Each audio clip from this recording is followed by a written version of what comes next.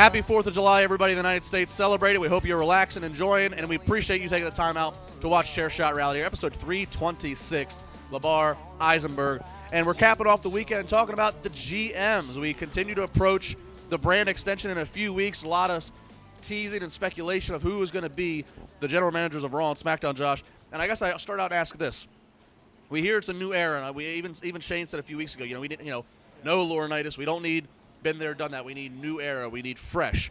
Does new era fresh mean somebody young, like an age, or does it just mean somebody who's never been GM before? I think it's either somebody who's never been GM before or somebody who has tasted the general manager flavor over the past, well, they've had GM for so many years now. I mean, you've had guys like William Regal, you've had Mike Adamle, you've had John Lauren, you've had so many obscure names.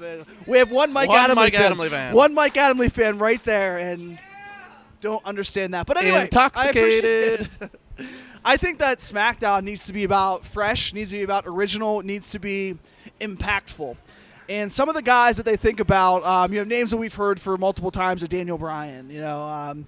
I would even be going as far as saying a guy like Edge could have a lot of value. He has a lot of projects on the WWE Network. He established SmackDown for so many years as being the face of SmackDown. What better way of making that show just as important when you bring him on there?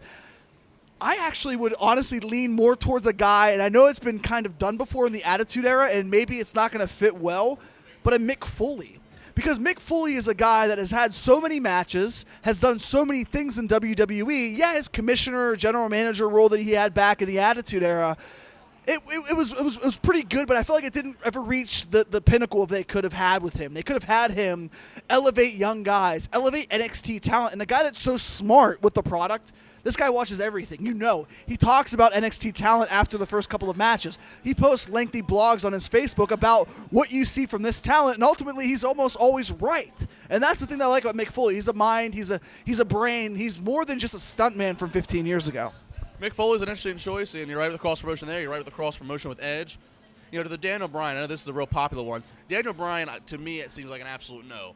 On the first, and I was a little bit surprised that he was going to be that he's part of the Cruiserweight Classic, but that's okay. It lets him talk about what he knows best, which is wrestling. Sure. Obviously, he's a smaller guy who, a cruiserweight in some regards, who made it in the heavyweight world. But to me, Daniel Bryan, does he really want to have to go to TV once or twice a week, every month to be around wrestling when he can't wrestle? Plus, we saw his wife Bree. She's retired for the time being to go have a family. So, Daniel Bryan as much of a ratings boost as it probably would be, even if just small, because people like to see him, it doesn't seem logical to me. I wonder, going back again to my age and freshness, what about a guy like Sting, who WWE has, in their pocket to use? Okay. And he's not going to wrestle any more matches, but does he work out for that? I think the thing that bothers me a little bit about Sting is I never sit back and think that was a fantastic Sting promo. He's never been a guy that grabs a mic and captivates an audience. And yes, he has that name, and it will carry him for a couple of months. But whenever a guy like Sting is given a microphone, he talks very simplistically, not bad. He executes what he needs to say, but it's never a promo that you remember for the rest of your life. And that's something that I always thought hindered me from being an ultimate Sting fan. I know if Ghoulish is watching this right now, he's going to say, Eisenberg, you don't know what the hell you're talking about. You're 28 years old and has this Pittsburgh accent come out, and I want to kill myself. But I just don't think Sting would be the right choice for a new era of SmackDown. It's a new era of SmackDown. It has to have somebody fresh, Edge. I understand what you say about Daniel Bryan.